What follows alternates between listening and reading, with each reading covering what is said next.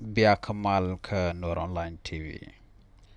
Kajan gwasame kan kono de raja banaling ka kui gambela di jogo no jin nywa kana asin kokien.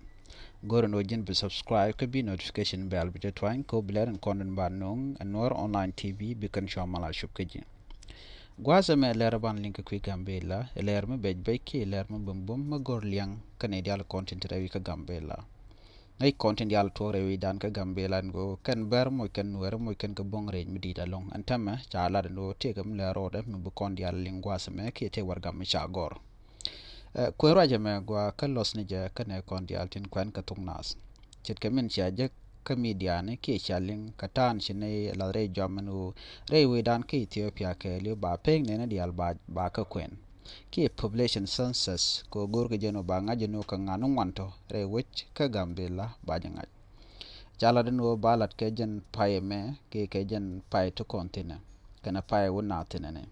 ne tin be ben ka gambela ko bi ka lad mo ben lat cha joja no ka dola mara to jen kan no wajadan te tin lo be kan lad be kan ben lat ka gambela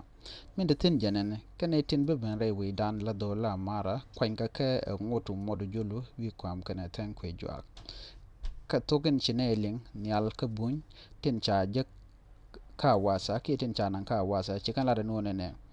ba la dum ba je blat kan e tin ko ken tin lat ken lat ka kuma churin mat kel kane to go no ne tin be ben ka gambela ka dola mara region ka wacha ka gup ka yo o modu julu ko bi ka lada mo kwen ka kwenin gor mode ki kwenen goru modu julu je ko ba ber ja ka len kan nuare ka ngwan re wich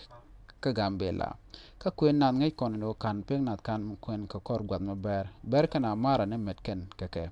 nyin ken dialet ken ka kele jen metikan ke wudi chal ko bang mito wud kele mi ko to karon kina dare wal badek ne bi gambela barwal jen wude me anyo ngai kon e gwanu bang mito jen e jang nuare kan ka mara wude mene ngai kone to kon ga damana kon te shan nak telet ka red cross ke tet UN te chaw nak ka turbil wude mo wud kel kan wer mu bum mi chaw jana ka wude shal ko bang mi tone re wichin wini ka mara antama kan dola mara cha kwanyo ke jenu bang mi to kan modu julo te ke tet kel eno antama re diena mena tema te kan ka man medin meteka ka kan bar kan na amara ne ade kon dia dil ngaje gwane ne mi ben ki misheling ana me bi goro no jin bijelot eno ko gorga jeno ba ngaja gwano kane dialati te ba pengna ba ja kwenda shikan lana tok bikan lana kajni shirga mangai kono no wen min kune la kam ya lerno jaka roje me ka shub kane dialtin tin let ki tin ta kalwan ka gambela ko de doban gwa de pengna de ja kwen gaje de ja aleka jaga ja ka shub ko kwa dang raw tin pai bin wi kwam kor alimito mot kane kor dr galwaron ko bi ka min to gwech kela gwa ko shamal to de me biyar ko kane ti mo kana la no kan ne de content chi tong no wen ke ne de content la kwar chit ko bang mi to tel man ngare wi dan ka gambela ka jen gwas mi ko jen la da gwara dien do no mish te ka min de kana lat kel chit ka me te kan ka longa wa kwan na maran te ten gwara dien a chika gad wich ke gad gambel a chika gan werbo na mene nyu de ja gwa no trade te ka golot ke re de jeka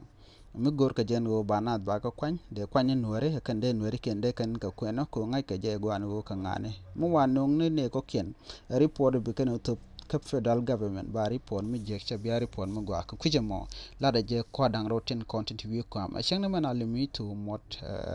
bar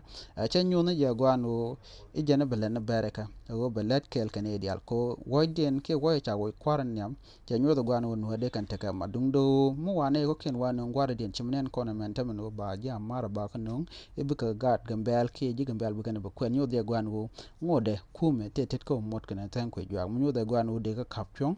kana ne ben gorjen o biga loron kana limito mod bi kan te ka liengten ko gwaza dana we to ko bi barat bi bunyato te la maran biga na bu kwen ka gambele ka ba ngaje kana maran kono latke ti chorien lot eno shabugwa ko mi report wo kana te bari pon mi chor lot shi gambela shi butaka malmero goro je gwano de yenum de yen lot ko de jelinga ta dana brode lat ka kwen peng na tre we ka gambela ba gwano ba garin ko la ganware ba ka latin ka bi ke report bi kan ngaje no peng na ka di